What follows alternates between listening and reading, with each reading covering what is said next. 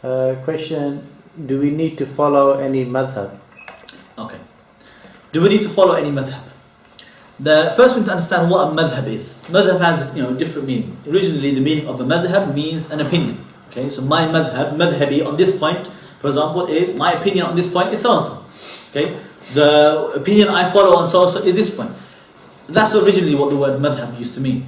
Okay, but later on people started to say a madhab as a school of thought. Okay, and don't be confused. Madhab does not mean the opinion of Abu Hanifa anymore. Hanafi madhab does not mean the opinion of Abu Hanifa. Shafi'i madhab does not mean the opinion of Imam Shafi'i. Okay, nor the maslaq as well is different. When you have the later scholars, sometimes they have a different opinion or particular school within the school. The madhab, by the meaning of a school of thought, is a compilation of all works by all scholars that follow a particular usul of a scholar. So for example, all Hanafi scholars that follow the usul of Imam Abu Hanifa, the foundations that Imam Abu Hanifa laid down, okay, all of those scholars have books, all of those books put together, they make the Hanafi madhab. Okay? And even within the Hanafi madhab, you have people that have different opinions. Okay, this Hanafi scholar says it this way, that Hanafi scholar says something completely opposite. You can have that as well. And not all of them have the same aqidah as well. Okay, not all of them have the same aqidah as Abu Hanifa, or the same opinion as Abu Hanifa. Many of them have different opinions. Abu Hanifa never used to believe in prayer for the rain, because the evidence didn't reach him. But later scholars, they obviously had more hadith available to them. So the Hanafi scholars of later times, they accept the rain prayer, the prayer for rain. Okay, Abu Hanifa put some conditions on Darul Islam, that his students, they said, but it's not valid, and they agreed that this is not correct opinion. The same thing with Imam Shafi'i. Some of his students, they adopted opinion different from Imam Shafi'i. So that's why you shouldn't think that if I'm following a particular madhab, opinion of the Hanafi, or the Hanbali position, don't think that means you're following the opinion of Imam Ahmad bin Hanbal.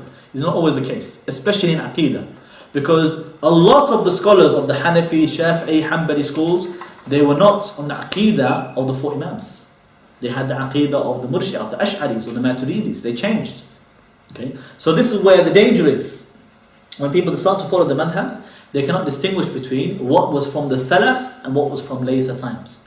So this is what we're talking about. So is there any evidence to follow a madhab? No. There's no command whatsoever in the Quran and Sunnah to follow a school of thought in this way. However, does that mean it's haram to read the books of the madhahib? No, only a fool would say so. Because you cannot avoid those books. Those books are packed full of knowledge. It's packed full of knowledge. You can access the ilm, the knowledge of the Sahaba and the Salaf by reading those books, because the people better than us before and more knowledgeable than us have done the research and they put it down. So you can cut a lot of time by going to their books directly, and those who have the ability to do it, they can distinguish what is correct and what is not correct, and what verify and go back to the root to find out. So there's no harm in going to those books and reading those books, but don't think that everything you read in the books of the madhahib is going to be correct. Okay, especially because if the scholar you're reading from is not from Ahlul Sunnah wal Jama'ah, if it's Ash'ari or Maturidi who makes some mistakes, because some of them they will reject the saying of the Sahaba, while Abu Hanifa accepted the saying of the Sahaba. Okay, some of them will reject Ahad Hadith, whereas the Sahaba, the Salaf accepted Ahad Hadith, the single reports. So you can see how things within a school of thought would be different. Okay, but the books are permissible to read, and honestly there's a lot of knowledge in them, and you can access them as well, especially for those scholars, the ulama. They can read them and they can distinguish between what is irja, what is not irja. They can distinguish between what is Quran and Sunnah, what is added or taken away. Okay, but we don't have the mentality of I must follow a particular madhab, only follow the opinion of a particular school. This is completely wrong. And what is completely haram is to have madhabism. When you have partisan ta'assub to a particular school, I say no, this school is the best, and look down upon all the others.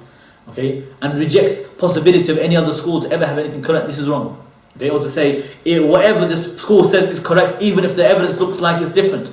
No, the scholar that looks to the schools of thought, he will read in order to access the knowledge of the Quran and Sunnah. And if he found the Quran and Sunnah is stronger in a different way, he will make his ijtihad and will follow what he believes is the haqq, is closer to the truth, and the understanding of the Sahaba, even if it opposes the school that he's mainly studying from. Okay? And for the layperson who cannot distinguish between that, he should ask the ulama, not try to play scholar and just read some books and try to do it himself. Okay? If Allah wanted you just to read a book, why not read the Quran?